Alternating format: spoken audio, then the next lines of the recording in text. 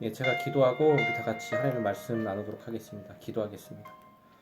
사랑의 하나님, 오늘도 하나님의 마음 뜻 알게 해주시고 우리의 힘과 능력으로는 하나님의 마음과 뜻을 헤아릴 수 없습니다. 성령께서 조명하여 주시고 지혜를 주시고 우리 안에 계시는 성령이여 하나님의 마음과 뜻을 알 수 있도록 지혜를 허락해 주시고 성령이 오늘도 예수님께서 가르신 발자취를 보고 따르며 걷게 하여 주시옵소서. 또한 예수님이 우리 안에 우리가 예수님 안에 거하는 공동체가 되어서 하나님 나라와 뜻이 우리 예수님을 통해서 이루어진 그 공동체의 삶을 저희 공동체가 또한 나누며 진행할 수 있는 삶이 되게 하여 주시옵소서. 주님께 모든 것들을 맡기며 사랑하신 예수님으로 간절히 기도했습니다. 아멘.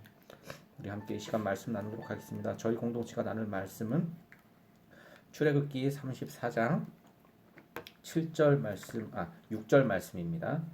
예, 출애굽기 34장 6절 말씀, 3주 연속 동일한 하나님의 속성에 대해서 우리 함께 나누도록 하겠습니다. 네, 제가 본문 메시지 봉독하도록 하겠습니다. 구약성서 134페이지에 있습니다. 출애굽기 34장 6절 말씀입니다. 제가 본문 메시지 봉독하도록 하겠습니다. 여호와께서 그의 앞으로 지나시며 선포하시되 여호와라 여호와라 자비롭고 은혜롭고 노하기를 더디하고 인자와 진실이 많은 하나님이라. 아멘. 아멘. 예, 제 성경에는 오늘 하나님의 속성에 대해서 자비롭고 은혜롭고 노하기를 더디하고 인자와라고 되어 있습니다. 인자. 근데 이제 그 인자, 이 인자라는 단어를 우리가 좀 함께 나눠 보려고 해요. 예, 이 인자라는 단어를 또 다른 말로 사랑이라고 하는데 헤세드입니다. 이 헤세드가 무슨 말인지 우리가 함께 좀 나눠 보려고 합니다. 이건 오히려 예전 성경이 더 번역을 잘한 것 같아요. 네. 이 인자라는 단어를 우리가 좀 함께 나눠 보려고 합니다. 예, 인자라는 단어가 이해하기가 참 쉽지가 않은데 우리가 좀 나눠 보려고 합니다. 예, 아까도 이야기했지만 이 인자라는 단어는 헤세드라고 이야기합니다. 헤세드라는 말을 조금 더 쉽게 번역하자면 아마 사랑이 될 것입니다. 여러분, 하나님께서 자신을 나타내는 그 여러 가지 표현 중에 아주 명확하고 분명한 표현이 있는데 하나님은 사랑이시라라는 표현입니다. 근데 여러분, 사랑이 무엇일까요? 혜성이는 사랑이 뭐라고 생각해요? 혜성이가 아빠한테 하는 거. 예, 혜성이가 아빠한테 하는 게 사랑이에요? 어떤 사람들은 사랑 그러면 감정적 느낌을 사랑이라 표현합니다. 수많은 사람 중에 어떤 한 사람이 너무 끌리는 거예요. 수많은 친구들의 여러분 중고등학교 때를 생각해 보세요. 수많은 친구들 중에 유독 한 사람이 마음에 들어요. 그것을 사람들은 사랑, 이 감정적인 느낌을 사랑이라고 이야기합니다. 또한 어떤 사람들은 사랑은 액션, 행동이라고 이야기합니다. 저 사람이 나를 사랑하기 때문에 무엇인가를 베풀어주고 행동하는 그 액션들을 사랑이라고 이야기합니다.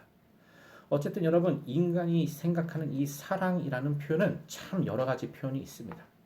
여러분들이 생각할 때 사랑은 도대체 무엇입니까? 저는 제 아내를 핸드폰에 사랑이라고 저장을 해놨어요.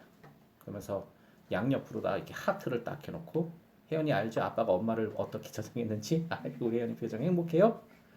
너무 행복해요. 네, 제 아내를 이렇게 하트 2개를 만들어 놓고 그 가운데다가 사랑이라고 제가 저장을 해놨습니다. 여러분이 생각하시는 사랑, 그 사랑은 도대체 무엇입니까? 그리고 이 하나님은 자신을 인간들에게 나타내시면서 자기 자신을 사랑이라고 표현합니다. 그 사랑이라는 단어가 바로 헤세드입니다. 히브리 말로. 그리고 이 헤세드, 사랑이라는 이 헤세드는 두 가지의 히브리어가 존재하는데 그 사랑 안에는 첫 번째 미시파트라는 것이 존재합니다. 이 미시파트라는 것은 정의라고 번역할 수가 있습니다. 또 하나의 히브리 단어는 이 사랑 안에 두 번째 체데카라는 단어를 표현하고 있습니다. 이 체데카라는 것은 공의입니다. 그래서 사랑이라는 것은 공의와 정의라고 번역할 수 있습니다. 그렇다면 여러분, 정의는 무엇일까요? 정의. 우리는 살면서 정의로운 사람들을 참 많이 만납니다. 예를 들어서 여러분, 지금 이제 곧 있으면 선거철이라 우리나라도 이제 그 여야의 여러 또 이제 소수 정당의 사람들이 나와서 자신들의 정의를 막 바래요. 자신들이 옳다라는 거예요. 자신의 생각과 사상이 옳다라는 정의를 외칩니다. 근데 여러분 그 정의로움 가운데 그 엄청난 미슈파트 가운데 체데카 공의를 찾아볼 수가 없습니다. 때로 이 정의로움은 항상 공의로움을 잃어버려요. 이 공의는 쉽게 말하면 공평한 것입니다. 한 정당이 이야기하는 이 정의, 그 정의는 항상 정의로울 수 있지만 항상 공의로울 수 없습니다. 여러분 교회 안에서도 마찬가지예요.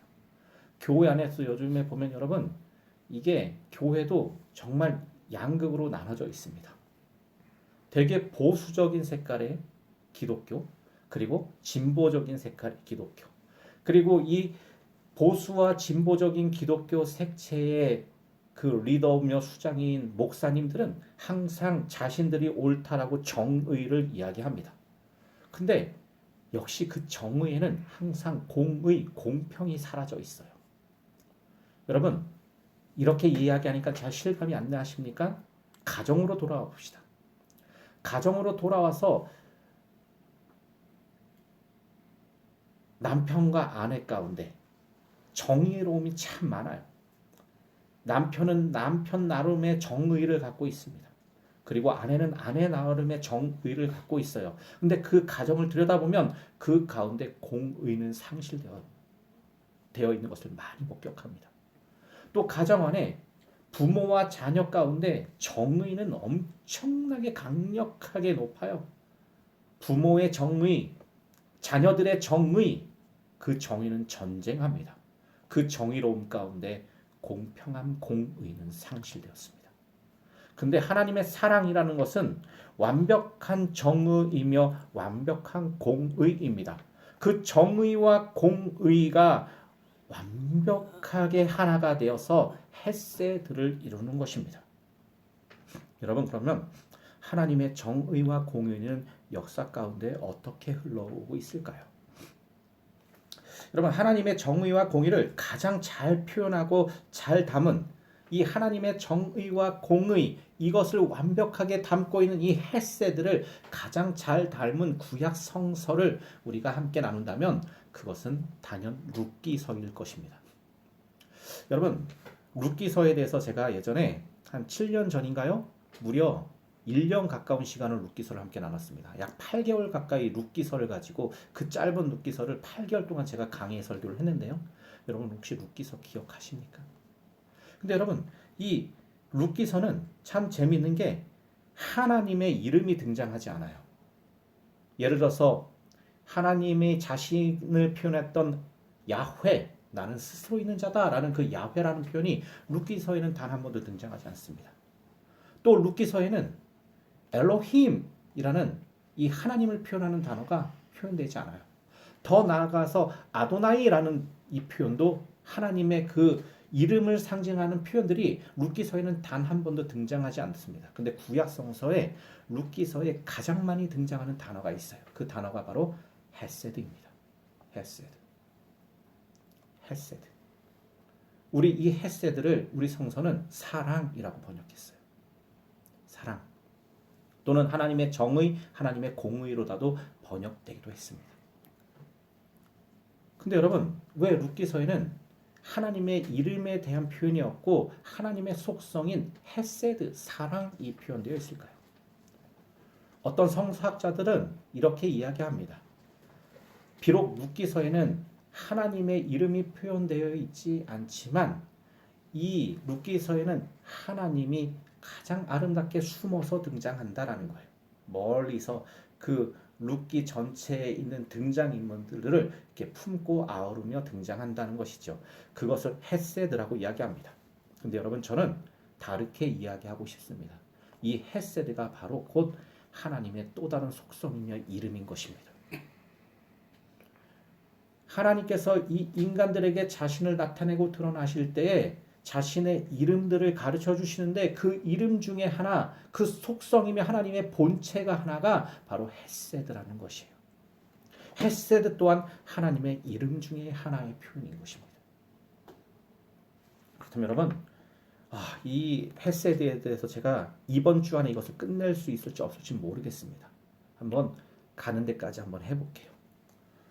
하나님의 세 번째 속성 인자 곧 헤세드, 이 사랑, 이 룻기서를 이야기하기 전에 먼저 우리는 룻기서의 배경이 되는 시대, 아브라함 시대로 좀 거슬러 올라가 봐야 합니다. 여러분, 룻기서는 모압 여인 룻과 히브리 민족, 유대 베들레헴 사람이었던 보아스의 만남이에요. 그리고 고대 이스라엘 전통 히브리 민족들은 순수 혈통을 자랑으로 여겼습니다. 하나님께서 구원해 주신 순수 혈통인 히브리 민족만 하나님의 백성이라고 생각했어요. 하지만 모압 여인 룻, 이 이방 여인, 이 여인을 하나님께서 헤세드, 사랑으로 품어내시는 것입니다. 근데 여러분, 우리가 이 하나님의 헤세드를 알기 전에 먼저 아주 중요한 것이 있는데, 성서는 위인전이 아니라는 것입니다. 보통 룻기서를 읽어 나가면서 많은 사람들이 이런 생각을 해요. 나의 보아스는 어디 있는가? 나의 보아스. 예전에 저에게 제가 이제 청소년 청년의 사역을 할 때, 한참 할 때 항상 청년들은 이런 고민을 갖고 있어요.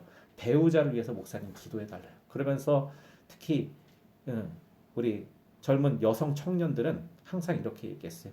보아스와 같은 배우자를 만나게 보아스와 같은 그런 형제를 만날 수 있도록 기도해 주세요, 목사님. 그래요. 그럼 저는 이렇게 이야기합니다. 보아스 늙은 사람인데 괜찮습니까? 보아스 그렇게 부자가 아닌데 괜찮습니까?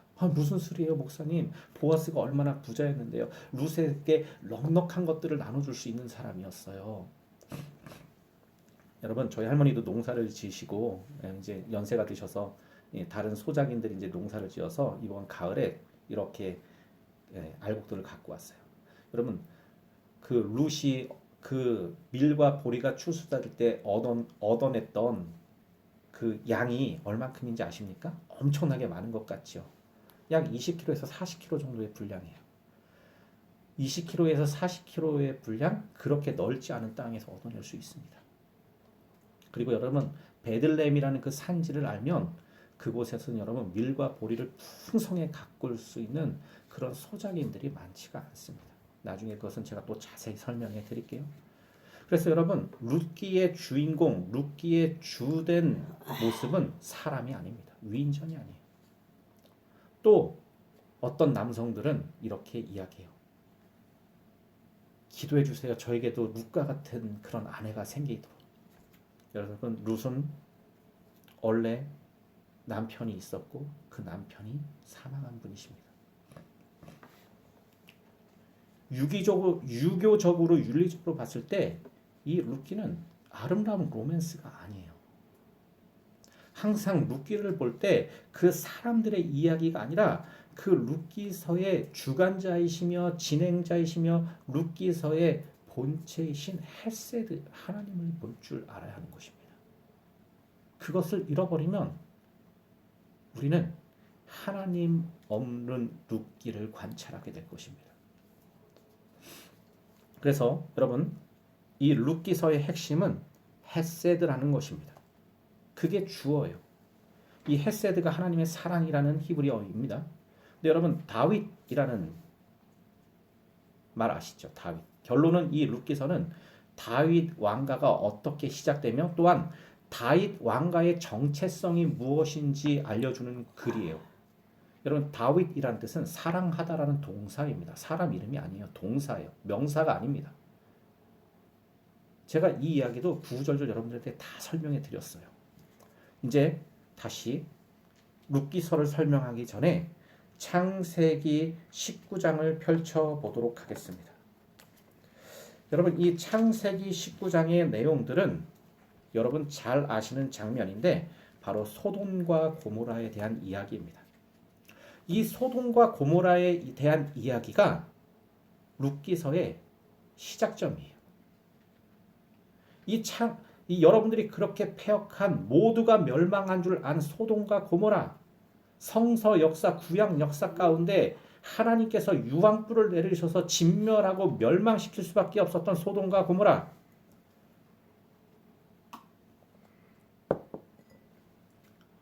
아주 가증하고 더러운 소돔과 고모라. 동성연애, 양성연애가 아무렇지도 않게 펼쳐졌던 소돔과 고모라. 성의식이 없다라는 것은 여러분 생명의식도 없다라는 것입니다. 남과 여가 만나서 한 가정을 이루고 한 가정에게 충실하면서 아이들이 태어나고 그 아이들을 지극정성으로 하나님의 토라로 양육되어서 길러내는 모든 것들이 망가진 소돔과 고모라. 그냥 감정적으로 통하는 누구와도 성적인 관계를 가질 수 있는 소돔과 고모라. 그리고 그렇게 태어난 아이들. 하나님 보시기에 그 소돔과 고모라는 멸망해야만 했습니다. 왜냐하면 하나님의 정의와 공의가 다 깨어진 도시였기 때문이에요. 그 소돔과 고모라를 아브라함의 조카였던 롯이 선택하게 됩니다. 아브라함이 하나님의 은혜와 축복으로 하나님의 도우심으로 큰 부유한 사람이 돼요. 그와 함께 아브라함과 함께 있었던 롯도 큰 부유함을 얻게 됩니다. 그리고 그 두 부유함은 함께 지낼 수가 없어요. 서로 미워하고 다투고 싸웁니다. 그 하인들부터 그렇게 두 사람의 하인들은 서로 자신들의 양떼가 너무 많음을 보고 다투게 돼요. 그래서 아브라함이 더 이상 함께 거주할 수가 없어서 자신의 조카 롯에게 먼저 선택하라고 합니다. 땅을. 그럼 내가 너와 전혀 다른 반대편의 땅을 선택하겠다. 그러면서 롯이 선택한 땅이 바로 소돔과 고모라였습니다. 그 당시에 인간적인 가시적인 눈으로 봤을 때 가장 화려하고 아름다운 땅, 부유함과 철학과 사람들의 사는 그 문화와 방식이 너무너무 아름답게 보였던 그 땅을 찾아 롯은 떠납니다. 근데 그 인간이 보기에 가장 아름다운 그 소돔과 고모라는 하나님이 보실 때는 가장 더러운 도시였어요. 그리고 하나님은 기다리다 하나님께서 이제는 하나님의 공의와 자비 앞에서 그 소돔과 고모라를 심판하시려 합니다. 그때 아브라함은 자신의 롯이 들어간 그 땅에 롯이 생각나는 거예요. 하나님께서 아브라함에게 찾아와 오셔서 나는 이제 소돔과 고모라를 심판하겠다. 그때 아브라함은 그 소돔 땅에 있는 롯을 위해서 하나님 앞에 부탁합니다. 의인 30이 있으면 그리고 의인 50이 있으면 의인 30이 있으면 의인 10이 있으면 면하지 않으시겠습니까? 하나님께서 좋다. 의인 10명만 있어도 내가 그 도시를 면하지 않겠다. 아브라함은 아마 소돔과 고모라의 의인, 여기서 말하는 의라는 것은 하나님의 공의와 정의를 실현하는 사람들이라는 것입니다. 하나님의 헤세드를 알고 실천하는 사람들이라는 뜻이에요. 근데 소돔과 고모라에 여러분 다 아시지만 하나님의 의를 실천하고 그 정의와 공의를 바라는 10명의 사람이 없었습니다.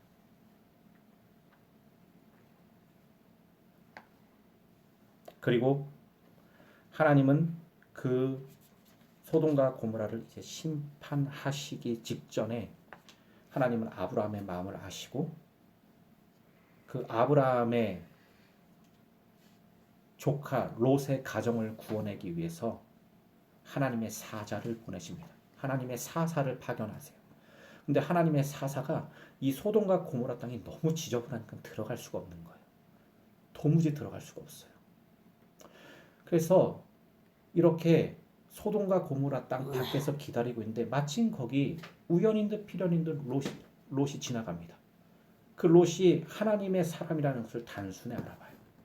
하나님의 사사, 하나님의 사자라는 것을 알아보고 자기 집에 들어가는 것을 간청합니다. 하지만 롯은 들어가지 않아요. 롯의 그 말에 이 하나님의 사자들은 들어갈 수가 없습니다. 하지만 애원하는 거예요. 손님을 대접하기를 정말 지극정성으로 하고 싶었던 이 롯은 하나님의 사사와 사자들을 끌고 들어갑니다. 근데 난리가 났어요. 그 소돔의 사람들이 당장 끌어내라. 당장 끌어내라. 내가 그들과 상관하리라. 이 상관이라는 뜻은 여러 가지 의미가 있어요. 가장 가까운 뜻은 성적인 관계를 갖겠다는 것입니다. 두 번째 뜻은 이 소돔과 고모라의 사람으로 이들을 만들겠다라는 거예요. 즉 여러분 제가 누누이 이야기하잖아요. 사단이라는 단어는 하나님 반대편에서라는 뜻을 갖고 있습니다. 그것이 무슨 영적인 존재든 아니면 사람이든 그것이 하나님과 반대편에 있으면 그것을 사단이라고 묘사할 수 있어요. 이 사단의 세력으로 사단의 방식과 방법으로 하나님 반대편에 있는 방법으로 이들을 이끌어내겠다라는 거예요. 그때 하나님의 사자는 롯에게 명령해서 얼른 너희들의 가족들을 데리고 떠나라고 명령하고 이 사자들도 급하게 빠져나옵니다. 그리고 롯에게는 두 딸이 있었습니다. 자신의 아내가 있었어요. 그리고 자기.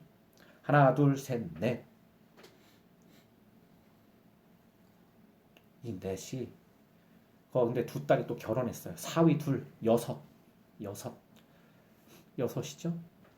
근데 이 거룩한 하나님의 사자의 말씀에 딸들의 두 사위는 그것을 농으로 여겼습니다. 농담? 말도 안 돼. 어떻게 이렇게 아름답고 위대한 소돔과 고모라가 한순간에 멸망해. 여러분 소돔과 고모라가 너무 먼 이야기처럼 들리시나요? 여러분이 살고 있는 지금 이 땅을 생각해 보십시오. 하나님의 정의와 공의가 실현되고 있습니까? 여러분의 가정을 보십시오. 하나님의 정의와 공의가 실현되고 있습니까? 하나님의 헤세드 그 사랑이 실현되는 공동체입니까?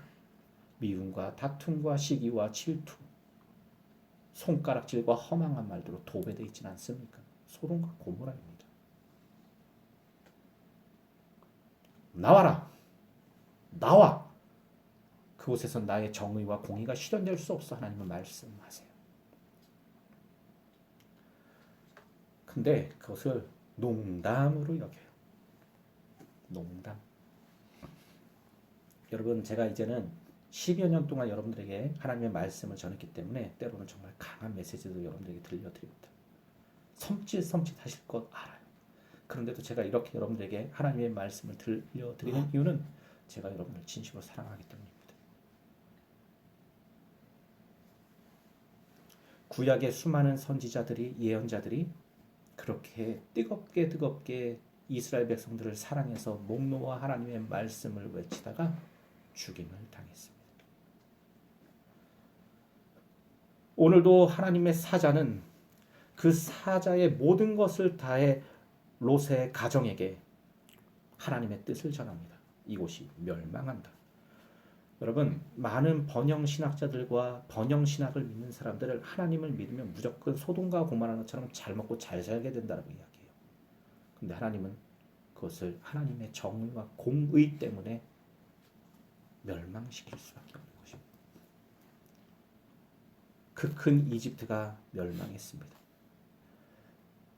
그 큰 바벨론이 멸망했습니다. 그 큰 페르시아가 멸망했어요. 그 큰 로마 제국이 멸망했습니다. 만약에 로마 제국이 지금도 예수님 시대처럼 그렇게 팽창했다면 어떻게 됐을까요? 너무 끔찍한 일들이 가득했을 것이요. 하나님의 말씀을 농담으로 여겼던 두 사위는 소돔과 고모라에 남습니다. 그리고 자신의 남편을 누구보다 끔찍히 사랑했던 두 딸은 나오기 싫었겠지요. 이건 물론 성서에 있는 이야기가 아닙니다. 저의 상상력이에요. 이 두 딸들은 선택해야 됐을 것입니다. 이 환락과 문화와 문명이 지극히 발달한 이 소돔과 고모라 땅에 남아서 남편과 남을 것인가 아니면 아버지의 말씀에 순종해야 나을 것인가. 아버지를 따라가요. 하지만 그 마음 한편에는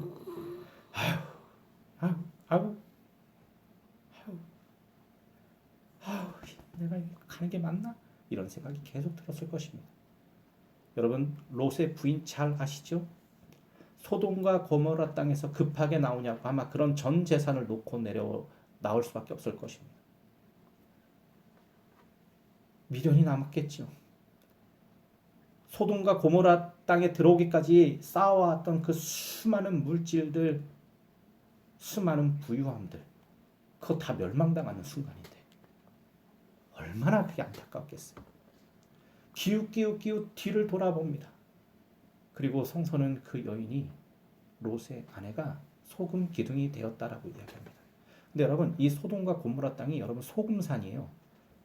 광염이 가득한 지역입니다. 유황과 소금이 넘쳐났던 지역이에요. 사해바다 이렇게 보면 이제 동쪽이죠. 동쪽 아래쪽이 부분이기 때문에 이게 소금이 넘쳐났던 지역입니다. 롯의 아내가 소돔 기둥이 되었다는 것은 그냥 거기서 사망하면 그냥 소금 기둥이 되는 거예요. 여러분, 우리는 영화의 한순간에 이 롯이라는 여인이 롯의 아내가 이렇게 소금 기둥 쫙 만들어지는 그런 영화 장면을 보는데 거기서 사람이 죽으면 다 소금 기둥이 될 수밖에 없는 지역입니다. 어찌됐든 이 소돔과 고모라는 불행입니다. 고난과 고통일 뿐이에요. 사랑하는 성도 여러분, 여러분 혹시 소돔과 고모라 땅 같은 곳에서 살고 계십니까? 부유함이 넘쳐나고 풍요로움이 넘쳐나고 내가 잘 생각하고 계획되면 뭔가 한몫할 수 있을 것 같아요. 근데 하나님께서 그걸 멸하신대요. 나오래요. 나오실 수 있겠어요? 못 나올걸요? 대부분 거기에 그냥 생명을 다해 그 이룬 업적들과 그 부유함 잡고 내려놓지 않을걸요. 우리는 이 소돔과 고모라에서 벌어진 일들을 아주 패역한 롯의 사람들에게 이루어진 심판이라고 보는데 여러분, 이거 우리의 삶에 대입시켜야 합니다. 진짜 하나님의 거룩한 그 사랑을 쫓아가시겠습니까? 세상이 만들어 놓은 그 환락의 문화와 문명을 쫓아가겠습니까? 하나님보다 돈을 지극히 사랑하는 여러분, 진심으로 하나님 사랑하십니까? 하나님 쫓아가겠습니까? 그 광야길을.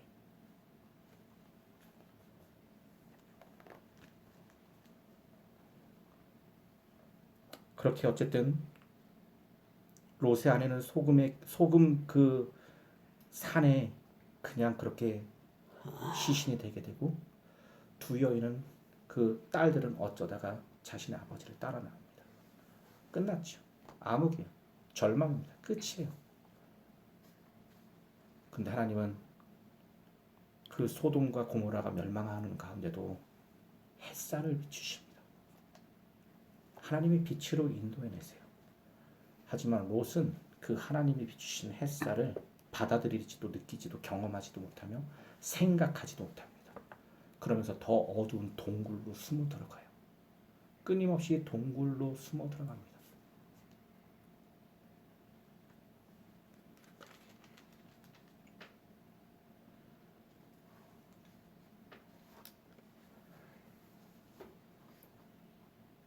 롯이 소알에 들어갈 때 해가 돋았더라. 창세기 19장 23절 말씀입니다. 롯이 소알 땅에 들어갈 때 해가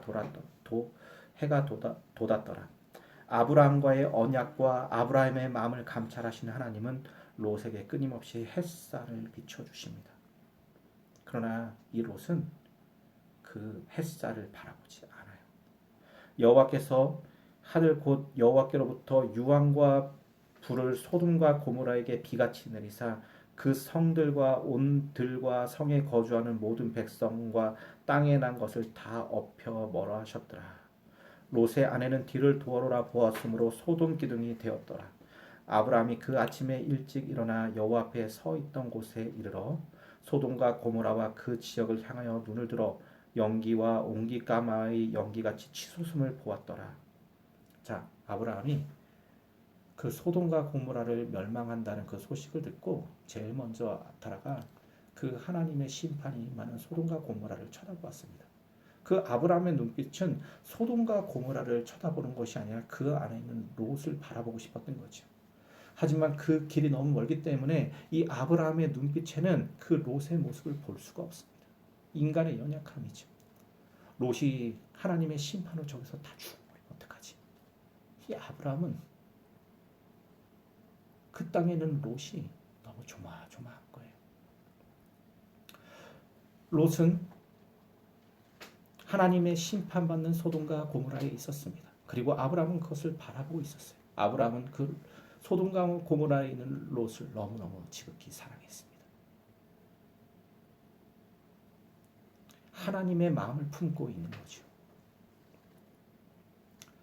아브라함은 그 소돔과 고모라가 멸망할 때에 그곳에서 박수치지 않았습니다. 아, 드디어 악이 심판받았구나. 악한 인간들 다 쓸어버리셨구나. 와, 하나님 위대하시고 위대하십니다. 하나님의 정의와 공의는 놀랐습니다. 박수치지 않았습니다.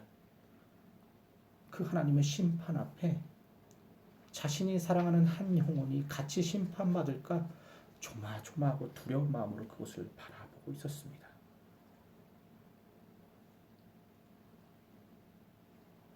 하나님이 그 지역의 성을 멸하실 때, 곧 롯이 거주하는 성을 엎으실 때에 하나님이 아브라함을 생각하사, 비록 아브라함의 눈은 소돔과 고모라에서 뛰쳐나온 롯은 바라볼 수 없었습니다.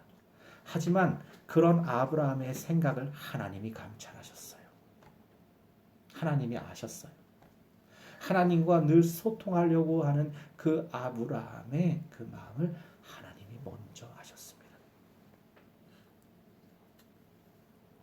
아브라함을 생각하사 롯을 그 엎으시는 중에 내보내셨더라.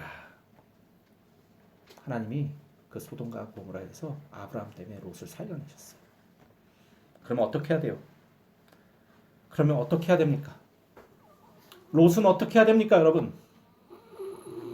하나님께 돌아가거나 또는 자신을 지극정성으로 사랑하는 아브라함에게 버선발로 달려가야죠. 그죠? 그 모습 그대로 나아가야죠. 근데 애석하게도 롯은 소 아래 거주하기를 두려워하여, 자, 소 아래 거주하기를 두려워하는 마음이 생겼으면 얼른 아브라함에게 가면 되잖아요. 지금 그 모습을 지켜보면서 발을 동동 오르는 아브라함에게로 가면 되잖아요. 하나님의 약속과 은혜와 은총이 펴졌던 그곳으로 달려가면 되잖아요. 돌아온 탕자의 비유처럼 아브라함에게로 이 롯이 달려가면 되잖아요. 하지만 애석하게도 롯은 아브라함에게 가지 않습니다. 롯이 소알에 거주하기를 두려워하여 두 딸과 함께 소알에서 나와 산에 올라가 거주하되 그 두 딸과 함께 굴에 거주하였더니, 동굴로 기어 들어갑니다. 하나님은 햇살을 비춰주신데 더 어두운 곳을 찾아 들어가요. 소돔과 고모라라는 그 거대한 어둠 속에서, 그 혼돈 속에서, 그 카오스 속에서 이 롯은 더 이상 하나님의 햇살을 바라볼 수 있는 지혜를 상실한 것이에요. 사랑하는 성도 여러분, 여러분의 삶도 롯과 같지 않습니까? 하나님보다 돈을 더 사랑하는 여러분,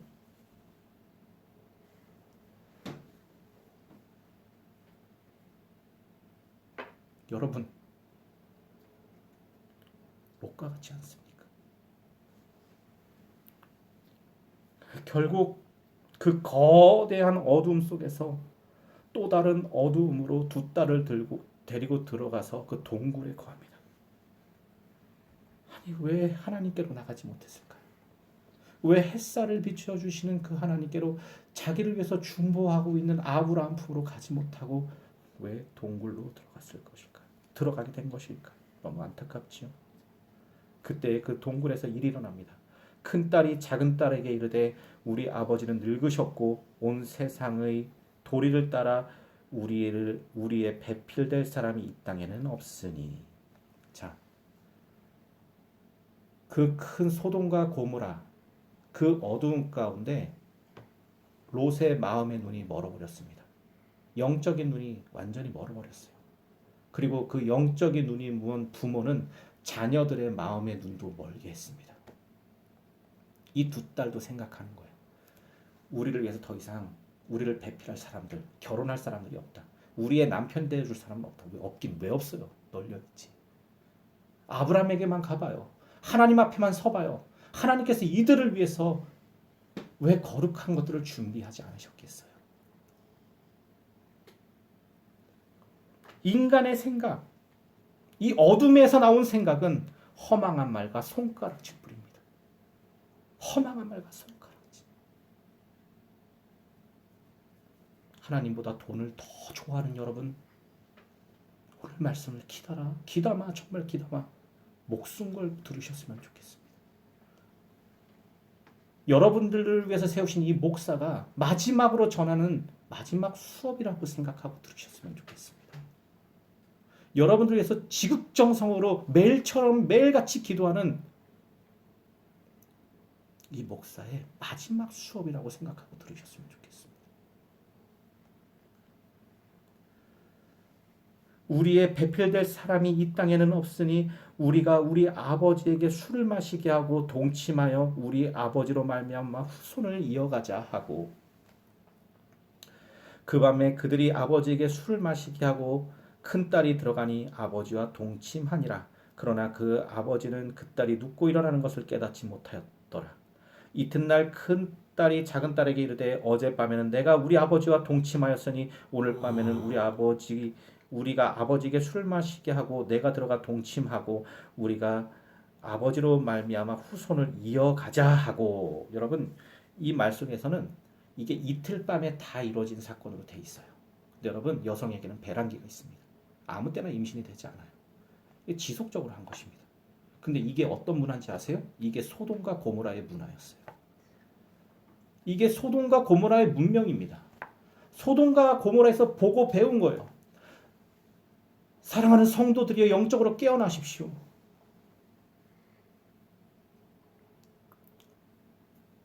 여러분, 가정에 아버지 한 사람이 정신 못 차리고 잘못되죠? 그 거룩하지 못한 전염력이 그 후손에게 계속 되는 거예요. 하나님은 그 저주를 4대에 갚겠대요. 3, 4대에 갚겠대요. 그 3, 4대에 갚겠다는 말이 무슨 말인지 아닙니까? 고대 사회는 3, 4대가 함께 살았어요. 여러분, 저희 지금 가정에 저희 할머니가 계세요. 저희 어머님, 아버님 계십니다. 지금 여기 저와 제 아내가 있고 혜성이, 혜연이가 있어요. 3, 4대가 있습니다. 혜성아, 징조 할머니 계셔서 좋아요? 징조 할머니가 계셔서 제일 좋은 게 뭐예요?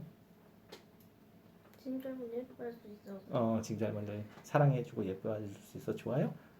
우리 혜성이가 징조 할머니한테 아침마다 어떻게 인사하죠? 감사합니다 하면서 징조 할머니 볼 만져드리면서 감사합니다 하죠. 아빠는 할머니한테 항상 어떻게 인사해요? 아빠도 똑같이 할머니 볼 만지면서 할머니 고맙습니다 라고 아침마다 인사하는 거 봤어요? 사랑하는 성도 여러분, 하나님께서 저주는 3, 4대로 갚겠다는 이야기는 그 한 세대의 끝장을 보겠다는 말씀이에요. 그 저주가 흘러가지 않겠다는 말씀입니다. 왜냐하면 한 세대는 한 사람의 죄가 다 영향을 받거든요. 근데 여러분, 하나님을 지극정성으로 사랑하는 자들의 그 세대들의 그 은혜는 언제까지 갚겠다고요? 1000대 동안 갚겠대요. 영원토록 유지하시겠다라는 말씀입니다. 오늘 이 말씀이 가정교회는 우리 물된동산 교회 성도들의, 특별히 가장들에게 임했으면 좋겠습니다.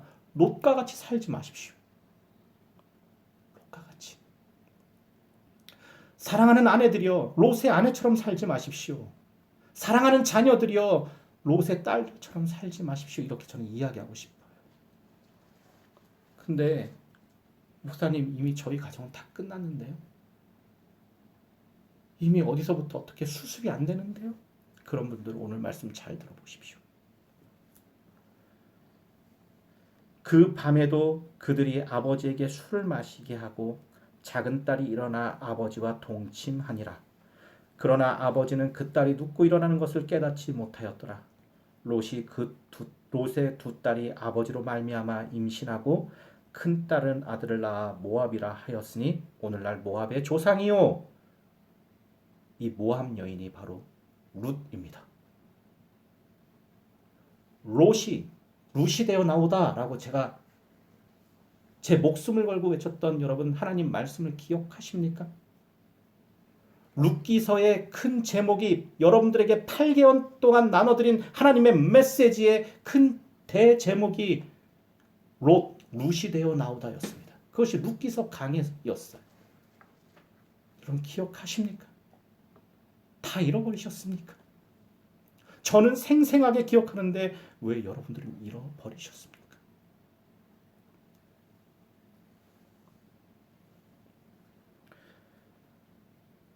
작은 딸도 이름을 낳아 아들을 낳아 작은 딸도 아들을 낳아 이름을 벤 암미라 하였으니 오늘날 암몬 자손의 조상이었더라. 여러분 소돔과 고모라가 완전히 심판받았고 멸망되었고 다 사라졌다고 생각하시죠? 아니요. 하나님은 아브라함 한 사람의 기도를 들으셔서 롯을 살려내시고 이 패역한 롯의 딸들에게서 나온 아이들을 지키시고 보호하셔서 그 롯의 딸들 그들이 낳은 이 모압 족속 이 모압 여인 룻을 하나님의 은혜 가운데 구원해요. 그 헤세드가 그것을 품으셔서 다윗의 시초를 놓게 하십니다. 다윗 왕과 하나님을 사랑하라는 명령입니다. 명령. 다윗이라는 뜻은 여러분 사람 이름 명사가 아니라 동사입니다. 그래서 어떤 성서학자들은 다윗의 본명이 엘하난이었을 것이다라고 이야기합니다. 여러분 하지만 엘하난은 다윗과는 또 전혀 다른 인물입니다. 제가 나중에 이 다윗이라는 이야기도 자세히 해드릴게요. 어쨌든 중요한 것은 룻기의 시장 가장 헤세드 하나님의 사랑과 공의와 정의가 가장 잘 드러낸 그 룻기서의 시작이 바로 소돔과 고모라에 있었다라는 거예요. 이것이 하나님의 헤세드의 가장 온전하고 아름다운 이야기입니다. 룻이 되어 나오다. 여러분 다음 주에 그 이야기의 여정을 이어가겠습니다. 여러분 하나님의 사랑, 이 헤세드라는 것은 하나님의 정의와 공의가 실현되는 것입니다. 하나님은 정의로우시면서 또한 분명하게 공의로우며 공평하신 하나님이십니다. 여러분 예전에 송명희 시인이라는 분이 쓴 시 중에 나 가진 재물 없으나라는 시가 있습니다. 그러면서 그 나 가진 재물이 없으나라는 그 시 가운데 하나님은 이 송명희 시인은 공평하신 하나님을 찬양하며 노래합니다. 여러분 이 송명희 시인은 여러분 잘 아시는 것처럼 뇌병변 환자셨습니다. 하지만 남들과 다르게 큰 장애의 아픔을 가진 이 송명희 시인은 단 한 번도 공평하신 하나님을 잊어본 적이 없습니다. 나 남이 가진 지식도 없고 나 남이 가진 건강도 없고 나 남처럼 세상을 멋지게 살아갈 수 없지만 이 송명희 씨는 깨달았습니다. 하나님은 공평하시다라는 것을. 사랑하는 성도 여러분, 수많은 정의들의 외침 속에 공의를 찾으셨습니까? 조금 있으면 선거철입니다. 교회 안에서도 난리예요. 이 정당이 옳다, 저 정당이 옳다. 이 사람이 낫다, 저 사람이 낫다. 그런 정의의 외침 속에 공의는 있으십니까? 한 가정이 난리예요. 아빠가 소리 높이고 엄마가 소리 높이고 자식 새끼들 소리 높이고 그 정의로움 가운데 하나님의 공의는 실현되었습니까? 여러분 사랑이라는 것은 정의와 공의의 완벽한 조화이며 완전한 동행입니다. 이 거룩한 헤세드, 이 하나님의 정의와 공의를 진심으로 우리의 삶에 실현될 수 있도록 우리 겸손합시다. 여러분 따라해 보실까요? 교만한 사람은 교만한 사람은 말이 많습니다. 말이 많습니다. 교만한 사람들의 특징입니다. 교만한 사람들의 그리고 교만한 사람들의 또 다른 아주 명확한 특징이 있어요. 우리 혜성이 알죠? 아빠랑 교만한지 모르는 거. 그렇죠. 교만한 사람은 자신이 교만한 줄 모릅니다. 그렇기 때문에 말이 많아요. 그 말은 이 교만한 사람들은 자신들의 정의라고 생각합니다. 여러분 그때 우리 하나님은 우리 예수님은 그 교만한 사람들의 말 속에 겸손하게 침묵하셨습니다. 그게 예수님의 십자가예요. 오늘도 우리 그 십자가를 묵상하면서 하나님의 정의와 공의를 묵상하면서 내가 곧 롯이었음을, 롯의 아내였음을, 롯의 딸이었음을 인정하는 시간이 되었으면 좋겠습니다. 그 거룩한 인정이 오늘 하나님의 사랑을 경험할 수 있는 것입니다. 이 시간 기도합시다. 이 시간 기도할 때 하나님의 사랑 헤세드, 그 안에 정의와 공의, 이 미실파트와 체데카, 그것이 저의 삶에도 이루어지길 바랍니다. 하나님의 그 거룩한 헤세드, 하나님의 정의와 공의가 나의 삶에, 나의 입술의 고백에, 나의 생각 속에, 나의 행실 속에 이루어지길 바랍니다. 그러기 전에 먼저 하나님보다 높아진 저의 이 정의와 공의, 오늘도 한없이 선악과를 따먹는 이 행위를 그치고 겸손하게 하나님 품에 나아가게 해주십시오. 다 같이 기도하도록 하겠습니다. 기도하겠습니다. 하나님 부족한 죄인이 오늘 좀 강하게 하나님의 말씀을 선포하고 선언했습니다.